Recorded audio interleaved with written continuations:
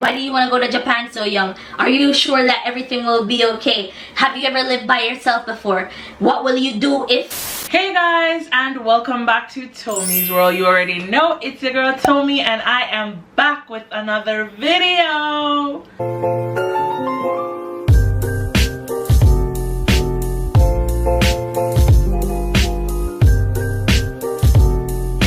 So recently, you guys have been asking me so many questions about the JET program, and I'm so excited that you guys are excited about this program. So in today's video, I just want to make one whole compilation of everything that you need to know about the JET program. So let's get into it. The first thing I'm going to talk about is how to apply, because that is basically where everything starts.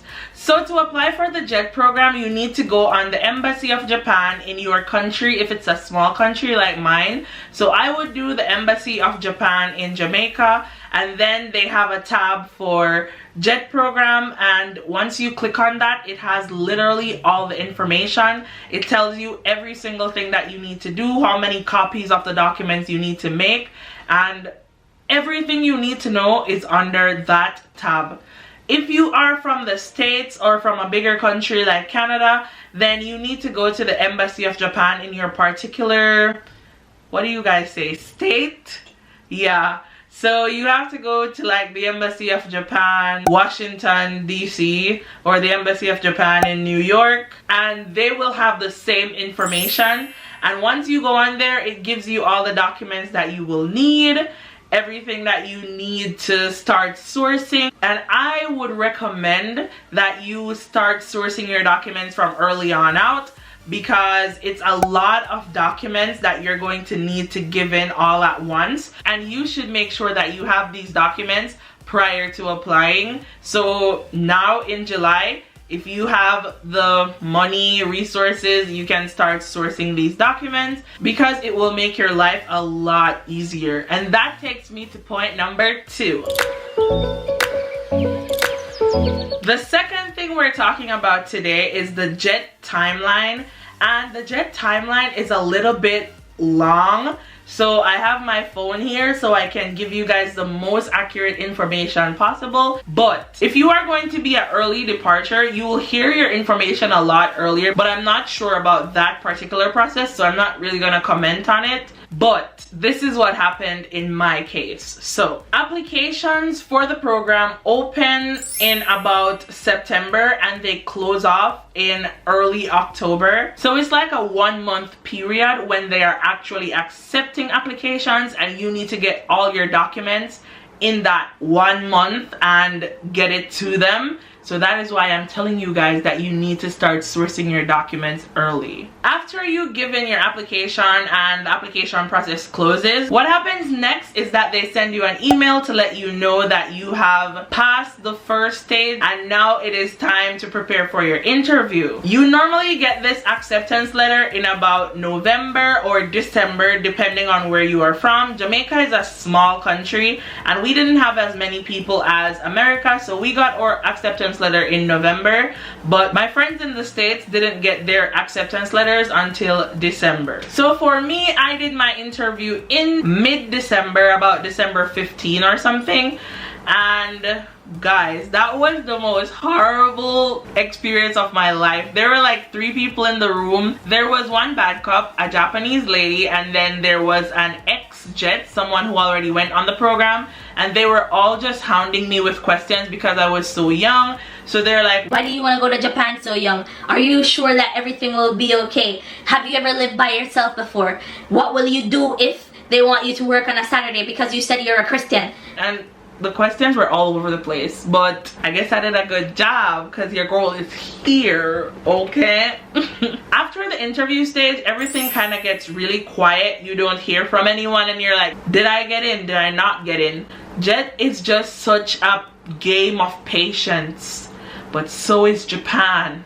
So I guess they're teaching you how to live with that, because we didn't get our interview results until late April, early May. Absolute lies. This came in on March 23rd, 2018. Oh my god. And that's when they told us, hey, congratulations, you passed the interview stage. Now you have been shortlisted for the JET program. Or if you didn't get shortlisted, they still send you an email to say like you're an alternate, which means that you can be moved up if someone who was shortlisted decided that they don't want to do it anymore. And then at this stage, after all this waiting, you are going to have to get so many documents because they're gonna send you a lot of information and you have to fill out these documents, take them into the embassy to let them know that you are still interested in going on the program.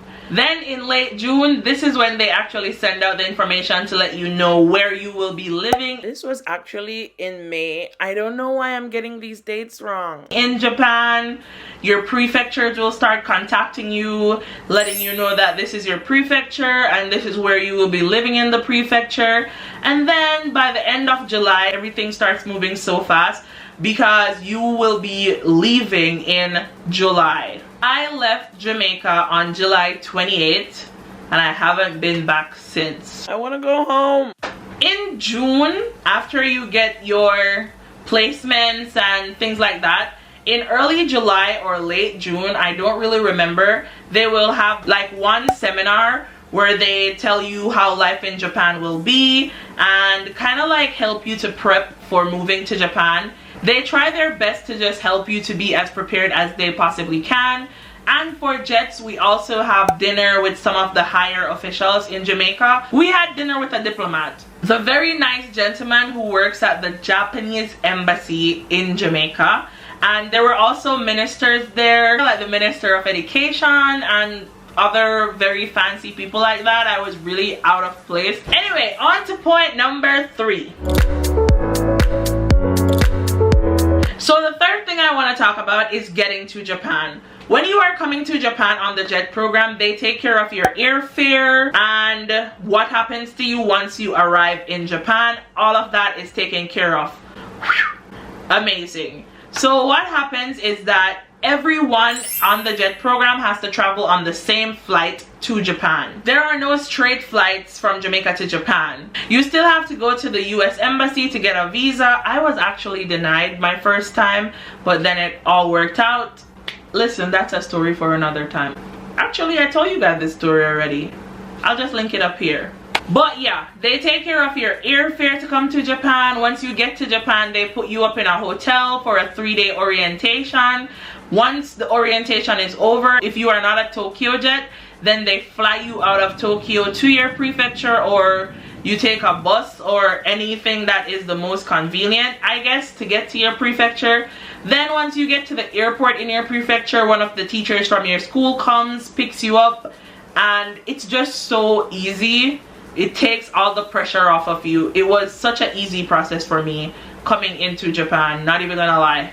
On to point number 4.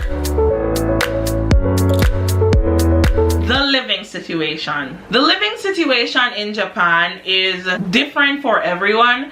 And if you are someone who is interested in coming to Japan, then you will hear the phrase every situation is different so many times. This is so because many people believe that JET program actually pays for your apartment, which in some cases they do. But for me, my apartment is not covered by my school and it is not subsidized by my school at all. So I pay the entire 45,000 yen for this apartment that I live in. As I showed you guys in my apartment tour, I pay everything for my apartment. But there are other persons who actually get their apartment subsidized. So the school might pay like half of it or 10,000 yen off your apartment cost.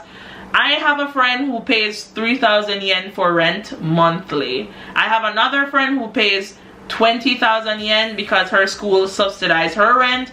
I have another friend who pays nothing. And then I have friends who live in Tokyo who pay 60,000 to 80,000 yen per month. So as I said, every situation is different. Also, for most JETs outside of Tokyo, your school already sorts out your living situation even before you get here. I remember they sent me my address, how much my apartment would cost, the deposits that I would need to pay for my apartment prior to moving in, and all that information. And it's that way for most people, I think, based on what I've heard from the other jets who I came with and the other jets who came before and after me. However, for the jets who are placed in Tokyo, what I have seen and heard is that they have to actually find their own apartment, which is not so nice when you are moving into a whole other country. So for me, it was pretty easy, even though I don't love my apartment. But to know where you're gonna live and that you have a job once you enter into a new country, that's amazing. Also, I just wanted to mention some other small things that people ask me. Yes, you do have to pay for your own stuff in the house. So if you are not as lucky as I am and your predecessor doesn't leave you any furniture or bedding, then you have to buy all that stuff for yourself to put into your house. You are also in charge of taking care of things like grocery and bills, water, light, rent, gas, all of that. That is your responsibility. I mean, of course, you're moving to the country, you're living here, so that must be your responsibility. On to point number 5. Work life. I have spoken about this so many times, but your official job title on the JET program is an assistant language teacher, ALT. However, for JETs, you are more of cultural ambassadors rather than teachers. So a lot of the times, a lot of JETs don't do a lot of the teaching work, and sometimes there are JETs who teach literally every day of the week. So this is another ESID, every situation is different situation. For me, there are days when I don't teach that much at all, and then there are days when I am teaching every single day for 2 months straight, just every day. I have like 3 classes. But that's just how it is, because the teachers will tell you when they need you, and that is when you will go in and do your little cultural ambassador thing. Hi, I'm Tommy from Jamaica. God, why did I make that sound so sarcastic? Anyway, for JETs, you have a 7-hour workday, so it starts at 8:30 for me and ends at 4:15. But your workday hours can shift depending on the time that the school starts and ends. However, you are not allowed to work more than 7 hours. Also, you are not allowed to work more than 20 days for the month. So any time the month has more than 20 working days, then you get the other days off as special leave, which is pretty cool. And this special leave that you get is totally different from your actual NENQ days or vacation leave, so that's amazing. And finally, on to point number 7, and my final point for this video, because it's getting super long. I'm so sorry. I just wanted you guys to know everything.